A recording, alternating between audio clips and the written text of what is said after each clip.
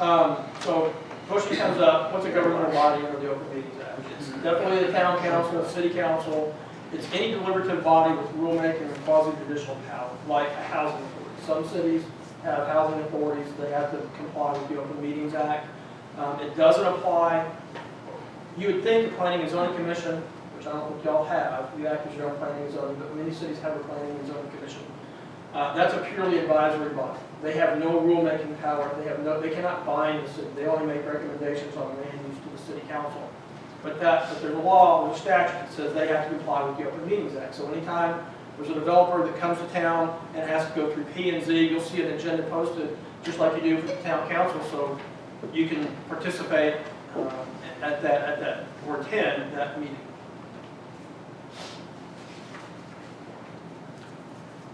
Quorum. So quorum is a majority of the governing body. Of the aldermen here, that's 3.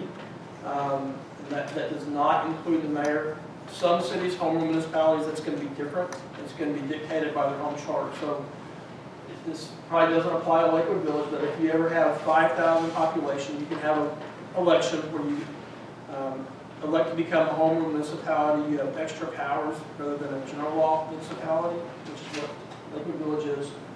And then you have a charter, which is like your constitution. And in that charter or in the ordinance, you can specify what a quorum constitutes and how many council members you're going to have. It's not necessarily 5. Some municipalities have 7. So that's how that works.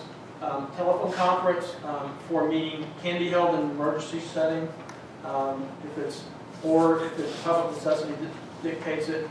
And convening at one location is difficult or impossible. Or advisory boards can have a meeting without hosting a meeting, or they can do it teleconference or by phone. Andy, Yes. is it possible for a quorum to exist, you said without the mayor, or without the mayor and the mayor pro tem being present? Sure. If there's 3 members, it doesn't matter what combination it is, that's a quorum. 3 of them, I'm Yes. never included. That's right. But it's the I'm subtlety, exempt everything. it's the subtlety in the. Well, you're not exempt from everything, but No, that from the requires quorum, I don't count as Right. quorum. So can you tell me where it says the mayor is not? Sure. The law part? Yeah, I mean, that's an interpretation of the local government code statute that deals with general law type A municipalities. So other towns interpret it differently, right? Understand? So when you say that the mayor doesn't count, that's your interpretation? That's my interpretation. I think that's most municipal attorneys' interpretation. But you're right, it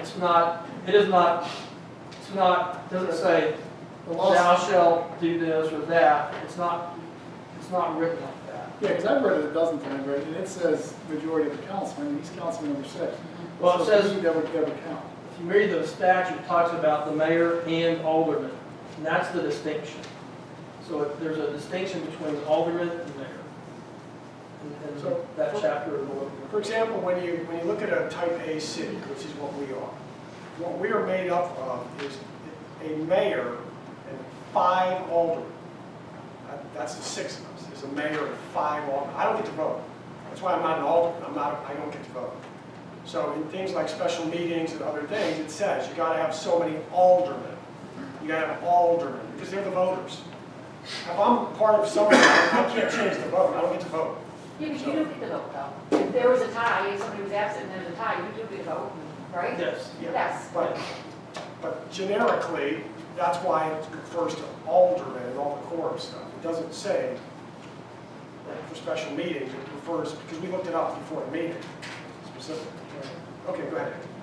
So there are some exclusions to the Open Meetings Act: social gatherings, ceremonial events, press conferences, conventions, and workshops and training sessions. And when no formal action is taken and discussion of public business is incidental to a social gathering, you don't have to post it. There's no meeting in the Open Meeting Act. Hey, Andy, Yes. so on quorum again, just one more last question. Sure. So if it's 2 councilmen and the mayor, that's not a quorum? That's not a quorum. Okay, It has to be 3. okay.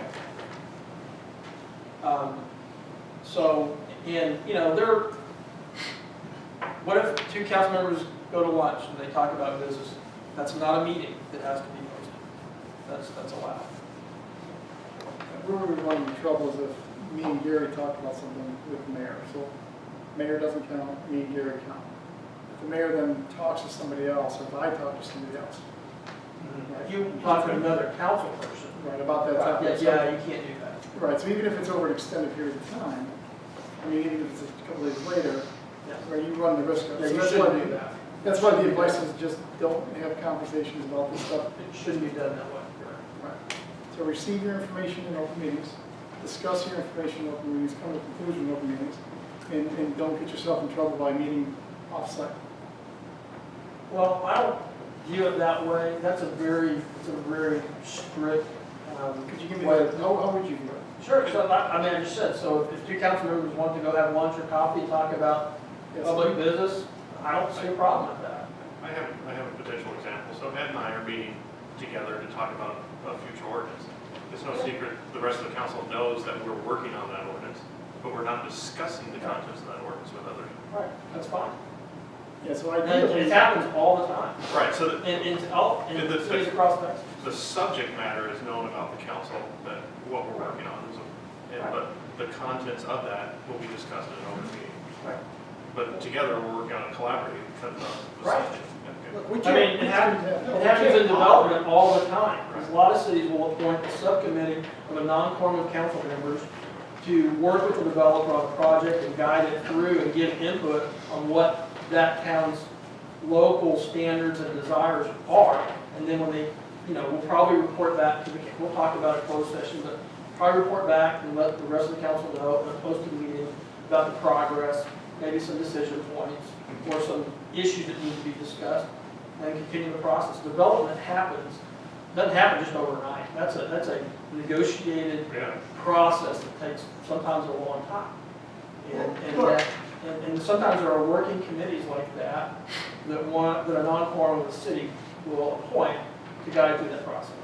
See, the big difference, the way I see it, Andy, is other cities have staff.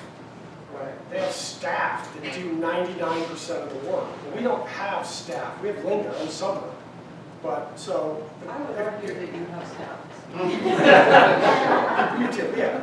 Competent. But the problem, if Trying you're to going, fix it. not a I'm lot. trying to fix it, That's but right. You would have had it. but the problem is, we're the ones that do the work. So if we're gonna resurface the street sides and take them down and take the little home and get them redone, or we're gonna fill potholes or whatever, we're the ones doing it. The staff aren't talking themselves. The head of public works is coordinating with the head of the water and sewer department to do all that. It's me talking to Ed, because Ed's the one doing it, and then Clint is me and the engineer.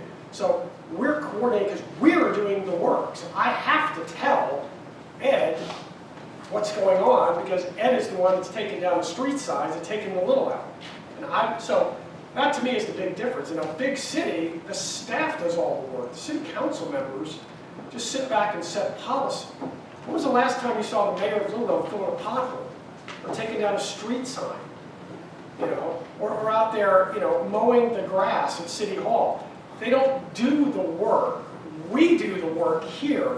So that's why we have to talk to each other, because who's going to meet the engineer? It's going to be one of us. We don't have another engineer to meet him. So the town has to function, and it's always functioned like that. The city council does the work. So, yeah, you obviously can't have a walking forum. I can't tell Gary to go tell Dan, to go tell Ed, to go tell Clint that, Elizabeth should do this, or Elizabeth to tell Clint, or, you can't do that. That's pretty obvious. You can't do that kind of stuff.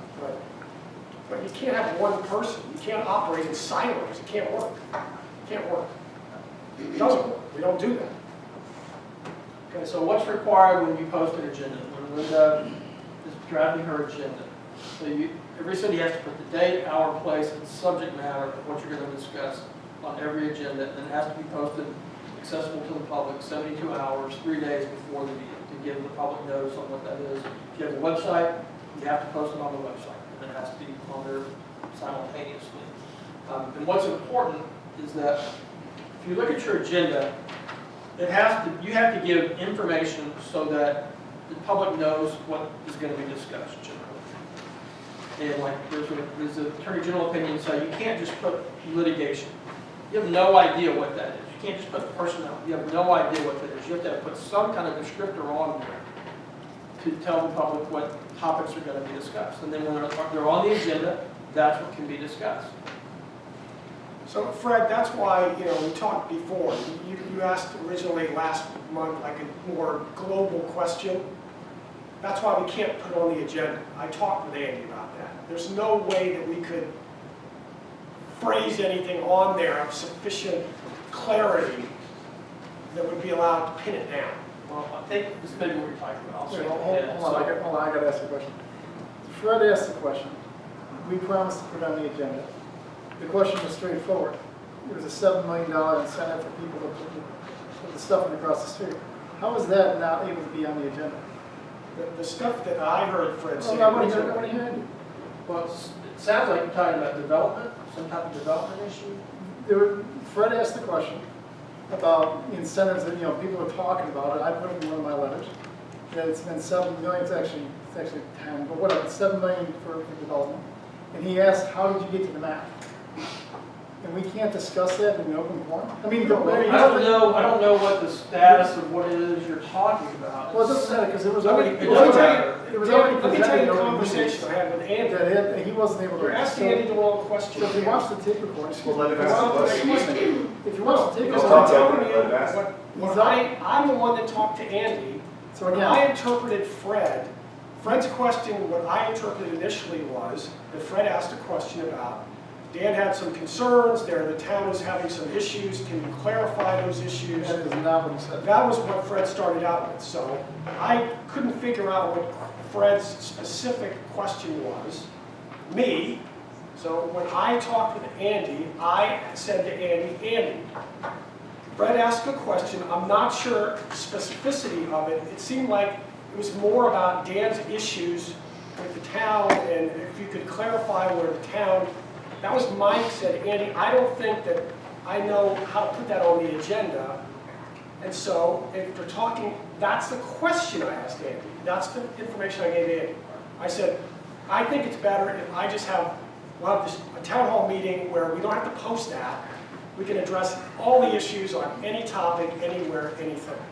And that's what I asked Andy. I didn't mention the $7 million. I didn't realize that was the specific question at hand. I interpreted the question to be broader than that. So that was a question I asked Andy, and Andy suggested, no, there's no way to put that on the agenda. So that was, Well, I think you're talking about, if I misinterpreted Fred's Yeah, question, We're that was talking my about family. So Fred asked the question how but we I got agree to, with what you said. okay. So Fred asked the question about how we got to a number. And I was simply repeating what's already been discussed in open meetings. We can review it, but it's been discussed over multiple open meetings. So you got to add the numbers up. So sometimes a piece was discussed in one meeting, and then there's been rumors flying around that, quite frankly, need to be addressed. Some of them are on social media, some of them come from Little Elm. So if Fred asked, how did you get to this number? Now, I knew we couldn't, it wasn't part of the agenda, but I was fully expecting it to be on the agenda so we could talk to it. Sure. I mean, if you put a subject matter on the agenda, and then you can discuss it. But what I was concerned with is maybe the issue you're talking about was a development issue that wasn't firm, wasn't ready to be considered in open session. No. It was like preliminary negotiations. No, all the meetings. Okay.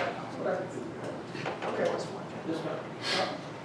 I wanted to read that part because it's actually in the minutes, what Mr. Hunt had actually asked. Mr. Hunt asked Councilman Tontello to explain his statement in the letter that the town council is using $7 million sewer and water commitments to Boris annexation of as much of the area on the other side of El Dorado as possible. That was his question.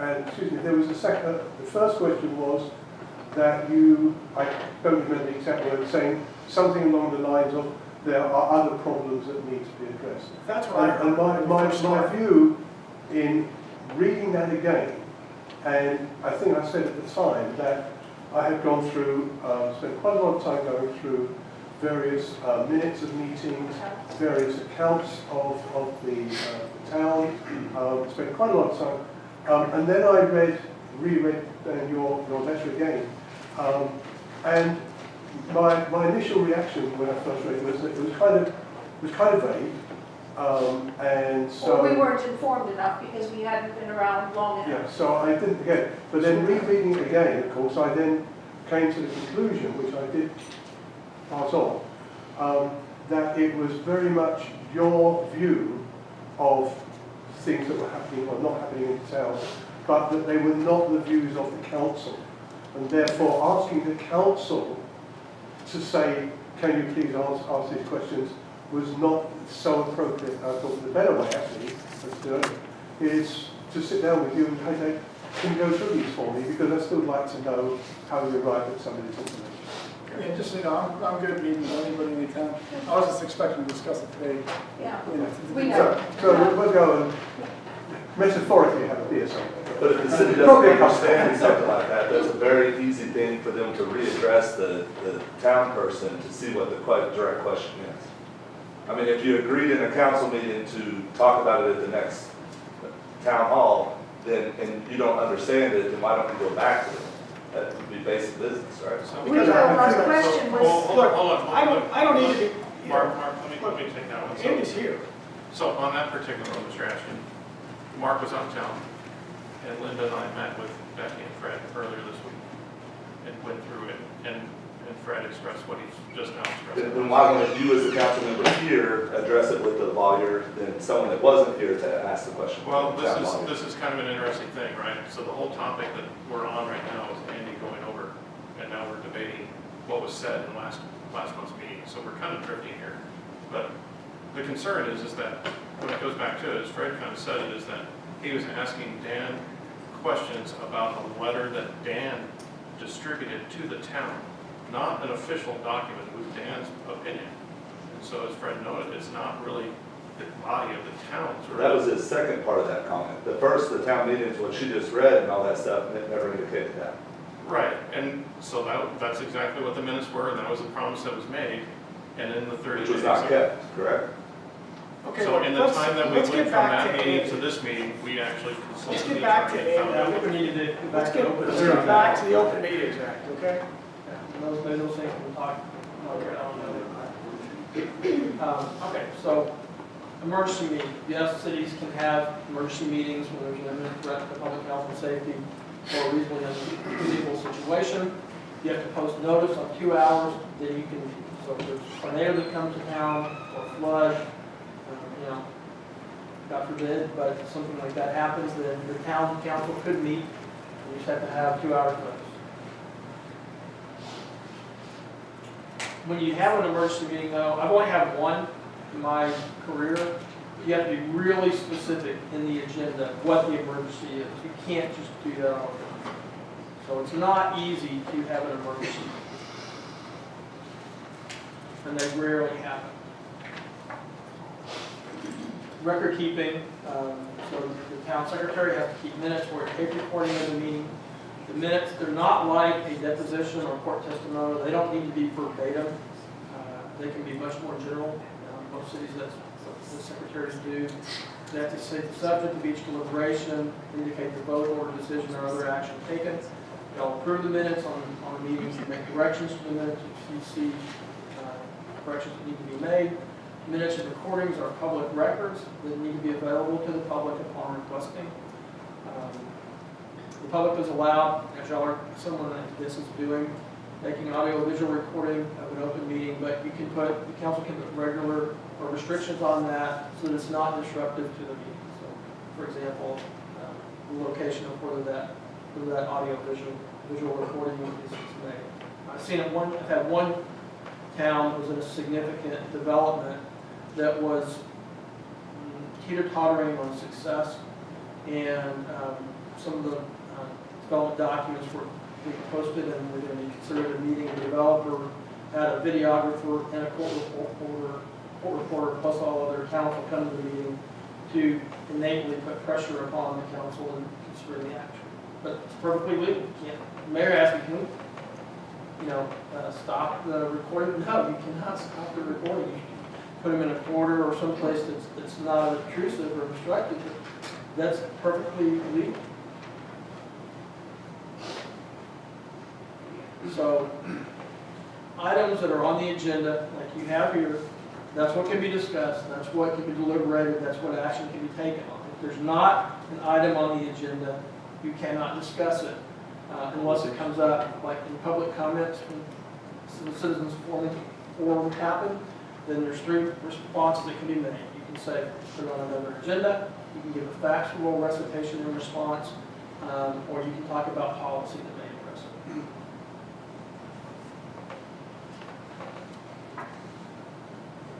So let me address, I would say, a misconception or misunderstanding about the public's rights at meetings.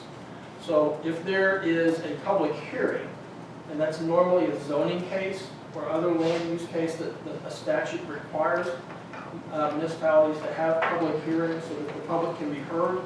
I was at one Tuesday night that lasted 3 hours. The public has a right to be heard and to speak. You can put limits on that, on the time. Usually it's about 3 minutes per speaker, depending upon the municipality. But they have an absolute right to be heard. In a meeting like this, a public meeting, however, the Attorney General said that they have a right to attend, the public has a right to attend, but you don't necessarily have a right to speak. Most cities allow that to happen, not all do, and it's not our right. But that's why we put it on the agenda. Right? Right. So as long as it's on the agenda. Exactly. Yes, but if you look at some cities and they don't have visitor citizens forum, that body is making the decision, we're not necessarily allowing the public to speak. But where we're a little bit different is that since I've been doing it, most cities, after you have your 3 minutes, that's it. Or you don't get to talk during the meeting at all. After those first 3 minutes, you're finished. Yeah, I have there's one city that I represent where the mayor has a stopwatch. And he is like, he was in the military, he was a stickler for, you cannot exceed this time. But for instance, in here, let's say we were talking about the budget, and Daryl raises his hand because he's got a question. In most cities, you wouldn't answer. They don't get to talk. You get your first 3 minutes at the beginning of the meeting, and then that's it. You don't get to speak again. But in here, we do a little different in that we allow the citizens to speak. As long as you do it without getting out of control. But that we don't have to do that. In fact, I've had council members who I won't say tell me, stop doing that. And I said, no, if you come, if you show up here, you've got something to say, I want to hear it. So, to our detriment sometimes, but everybody gets to speak. So any votes have to be in a public call meeting and posted. Can't be any secret ballots. Everybody probably knows that. There can't be votes anywhere else. Video conferencing. This is a really good advancement in technology. So the Open Meetings Act was amended a few sessions ago to allow video conferencing remotely if a council member is out of town or out of state or out of the country. And so there are a set of guidelines or rules you do have to follow to do that, but normally how we have done that, I think y'all have done that before once. Yeah. Sometimes, Yeah, usually you'll have a laptop in place on the dais where the council member is. They'll Skype in so that they can see the public can see them. They can talk to the public can talk to them, participate. And even though they're not present physically by video conference, they're still considered here, counted for in attendance, and can participate in voting.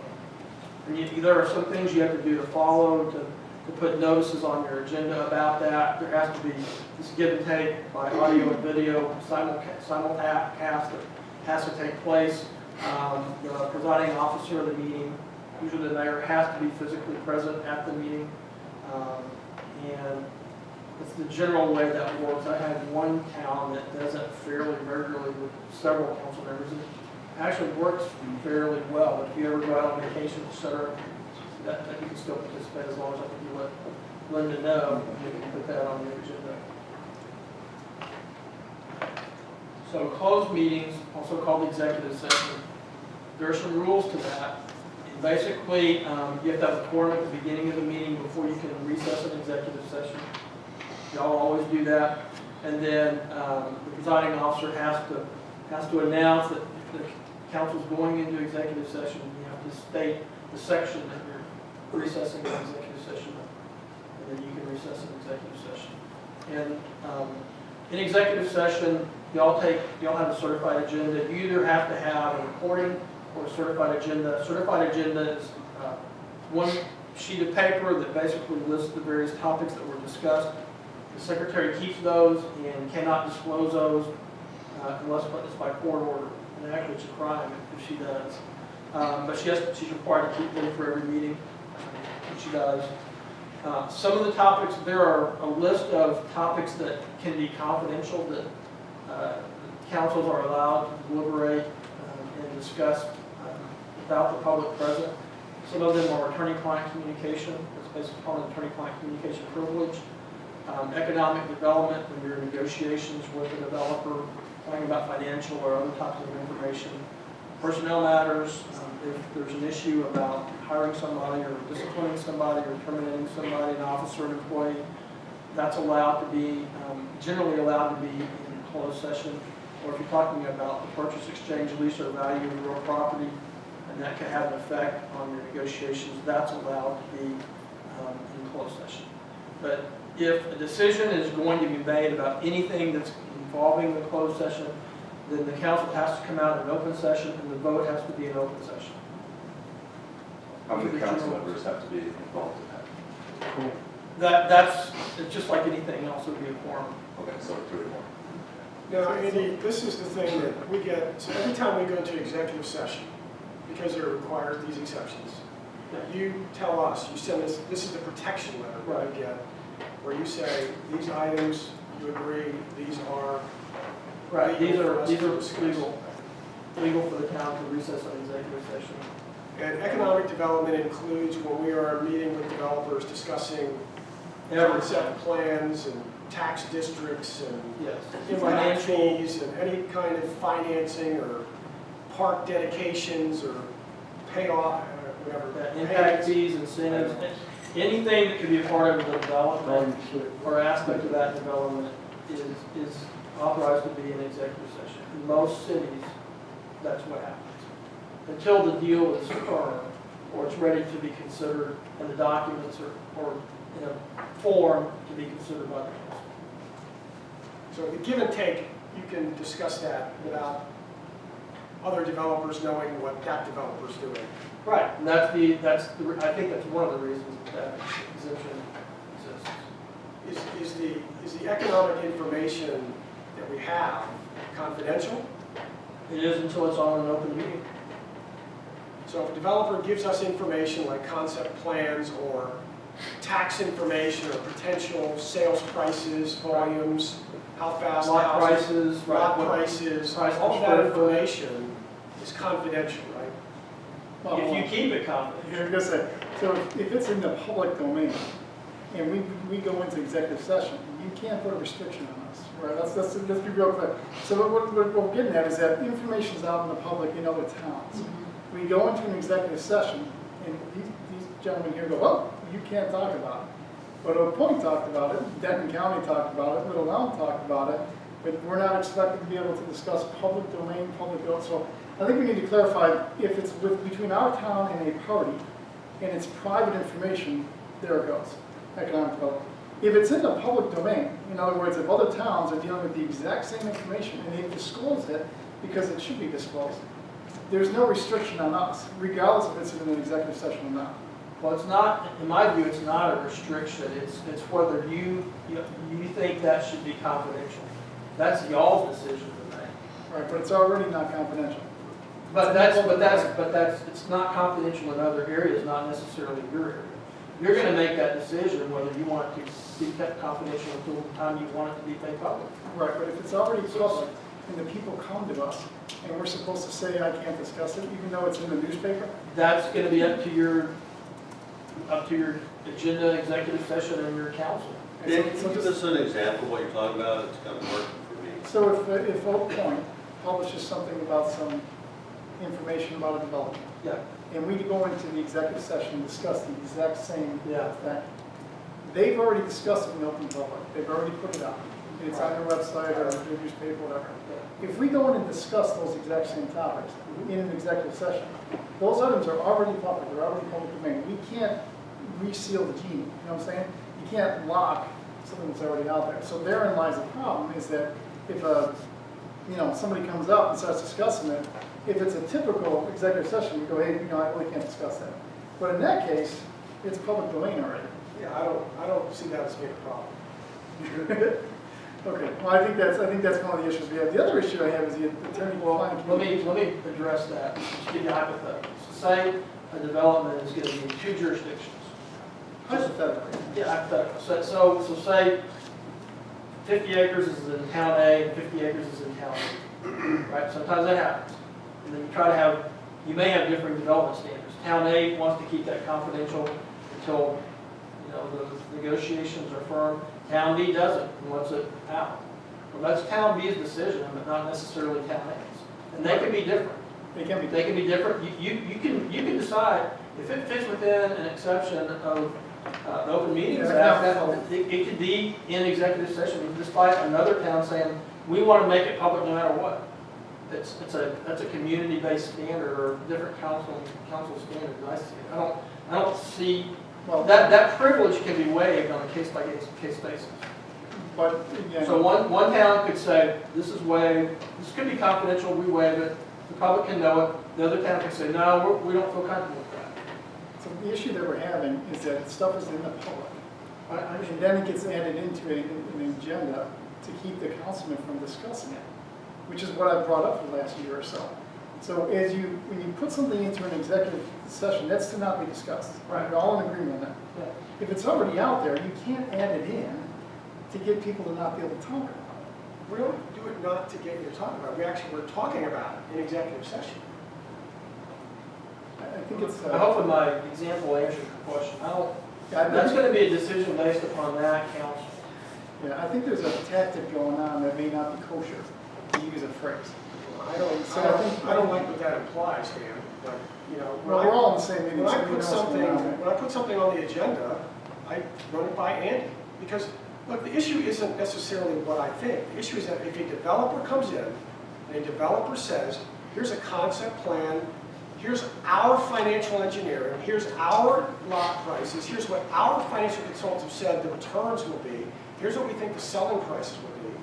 If they come in and give that information to us, then we have to look at that and go, look, that's proprietary, that's their product, that's their work product. So that's confidential, that's their work. Now, can we release it? You could decide and say, I'm going to give that information out. He could sue us and say, look, that was confidential. I mean, it's just a question of what do you do with it. So for us, when the developer comes in, I ask him, do you want us to release this or is this confidential? The developer says, no, I don't want people to know potentially what the lot prices are over there or over here. I don't want my competitors to know what I think the selling prices are going to be, what the cost of the water and the sewer is going to be. I don't want anybody else to get all that information for free. So the developers tell me, I don't want that information out. So at the end of the day for us,